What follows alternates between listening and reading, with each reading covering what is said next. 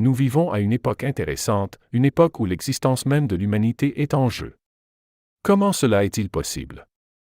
Dans notre société, une élite a mûri, qui envisage sérieusement, par sa prodigalité, de réduire notre population sur la planète, car elle croit sincèrement que cela résoudra tous nos problèmes humains. D'autre part, grâce au contraste avec cette folie mentionnée, une élite de personnes s'est formée, qui reconnaissent notre interconnexion, notre importance collective, notre besoin de coopération, qui voient au-delà de l'horizon des jours et qui, littéralement, effleurent déjà aujourd'hui les technologies divines. La morale de l'humanité déciderait si notre technologie divine devient notre solution ou notre perdition. Au XXIe siècle, grâce à sa taille, son ingéniosité, sa capacité à unir ses forces et à l'avènement des supercalculateurs, l'humanité se trouve à la frontière entre la disparition et l'âge d'or de l'humanité. La fine ligne entre la folie guerrière et la coopération est équilibrée par une grandeur précieuse, la morale, la prise de conscience.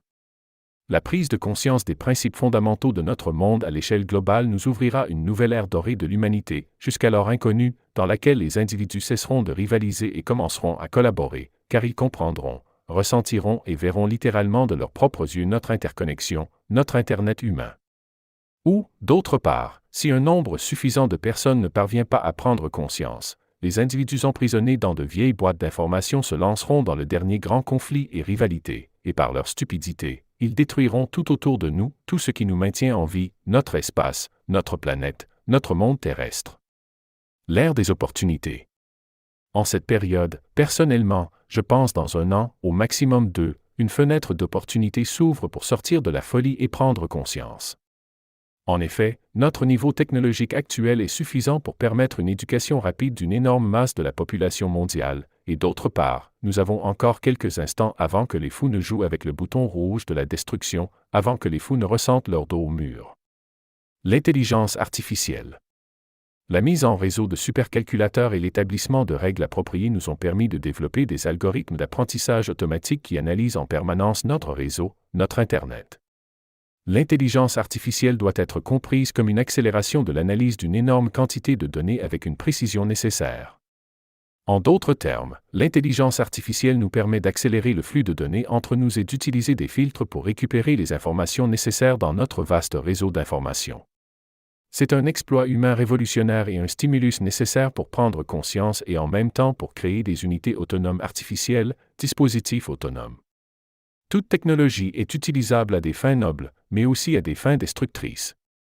Cet avantage technologique peut être exploité par des fous, pas seulement par des gens. C'est pourquoi nous pouvons facilement voir aujourd'hui dans notre espace comment l'intelligence artificielle qui nous est accessible dispose de filtres d'information, filtres de désinformation, et recueille toutes les informations de notre part dans les bases de données des services de renseignement. En bref, ce que vous écrivez, par exemple, dans ChatGPT est facilement accessible à notre autorité occidentale d'aujourd'hui. Hypothétiquement, si par hasard dans le monde d'aujourd'hui les fous obtenaient le pouvoir sur la planète entière, sur tout notre système d'information, il en résulterait que le niveau technologique actuel des technologies assurerait l'esclavage généralisé de toute la population de notre planète.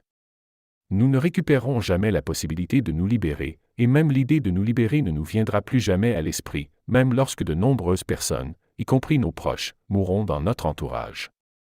L'espace d'information, notre esprit collectif, serait définitivement contrôlé par ceux qui pensent que l'agenda de dépopulation est la seule solution à notre situation. Il est nécessaire de prévenir ce scénario aujourd'hui. L'espace d'information doit rester décentralisé, composé d'un grand nombre d'unités autonomes, en accord avec la vie, en accord avec les lois naturelles, sinon nous périrons en tant qu'humanité. C'est notre plus grand défi au XXIe siècle. Comment y parvenir? Intellectuels, blogueurs, un mot s'il vous plaît. Aujourd'hui, nous n'attendons pas une victoire militaire, nous attendons l'élévation morale de notre population. Seulement en comprenant, en prenant conscience des principes fonctionnels, nous pouvons affronter la folie ensemble, car en réalité, nous ne luttons pas contre le mal, mais contre la stupidité. Notre moralité déterminera si nous empruntons le chemin de l'âge d'or ou si nous nous engageons dans la voie de la folie, de l'autodestruction. C'est pourquoi je vous exhorte, nous, les humains, à trouver notre chemin vers nous-mêmes, même en utilisant nos technologies les plus avancées, en utilisant l'intelligence artificielle. Nous ne pouvons éviter la catastrophe que nous, les humains, ceux qui réfléchissent encore sans être submergés par les boîtes à idées artificielles mainstream. À l'époque actuelle, il est particulièrement nécessaire de partager notre intelligence à travers notre monde terrestre, à travers les États et les nations, à travers notre diversité naturelle.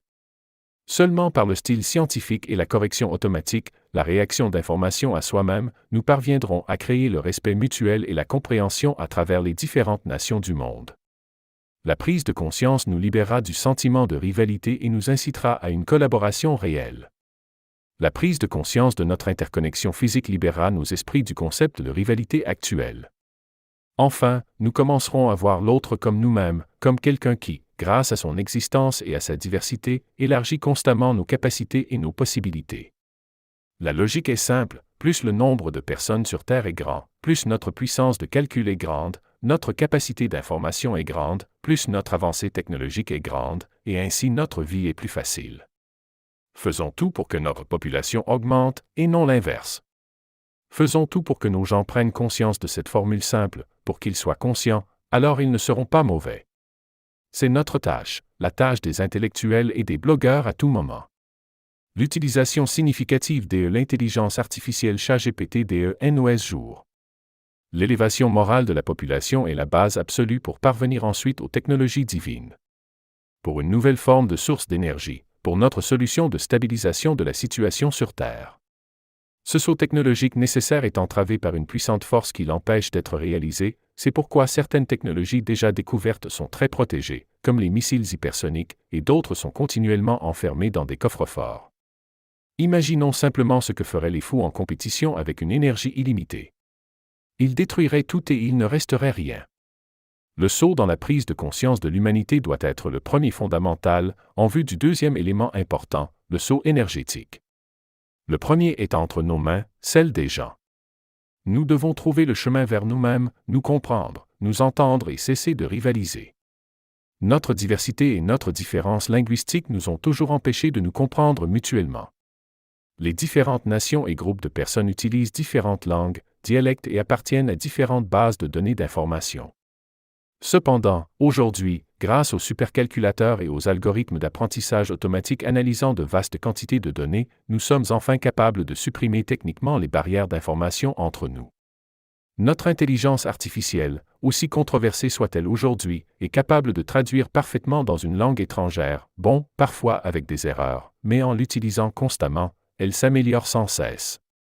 Aujourd'hui, les individus peuvent utiliser l'intelligence artificielle pour traduire leurs pensées, leurs textes et les partager avec la société humaine dans son ensemble. Avec compréhension. Aujourd'hui, grâce à l'intelligence artificielle, nous pouvons engager un dialogue avec d'autres nations, avec d'autres intellectuels, avec d'autres blogueurs, avec d'autres personnes, manuellement, de manière autonome, tous ensemble. Voilà la véritable raison pour laquelle les entreprises redoutent et appellent à restreindre l'utilisation de l'intelligence artificielle. C'est la raison d'un développement incontrôlable de la compréhension à travers la population. Conclusion. Efforçons-nous à ce que la fin du XXIe siècle ne connaisse pas les problématiques nationales telles que nous les connaissons aujourd'hui, compétitives et hiérarchisées. Les nations doivent se rapprocher et prendre conscience de leur essence, de leur humanité, de leur divinité. Sinon, notre avenir ne sera pas prometteur. Utilisons dès maintenant nos outils technologiques les plus récents pour cela, ne les utilisons pas pour la création, afin que notre esprit reste notre guide, mais utilisons-les comme une calculatrice pour résoudre des problèmes concrets et simplifier des processus complexes.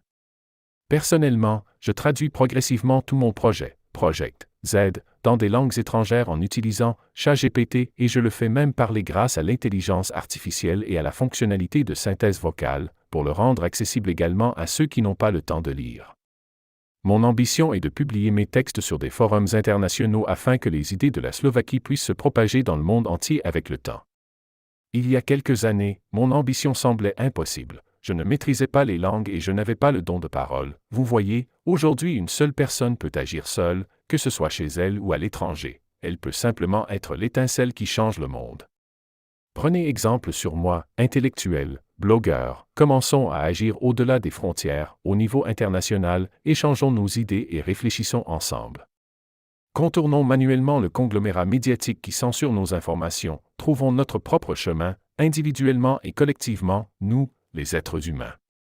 La compréhension et la compréhension des principes sont la première étape vers l'âge d'or de l'humanité et l'établissement de la paix éternelle. 3W. Projects. SK. Cet article a été publié dans différentes langues sur divers forums mondiaux et plateformes de blog. Jurage-tu.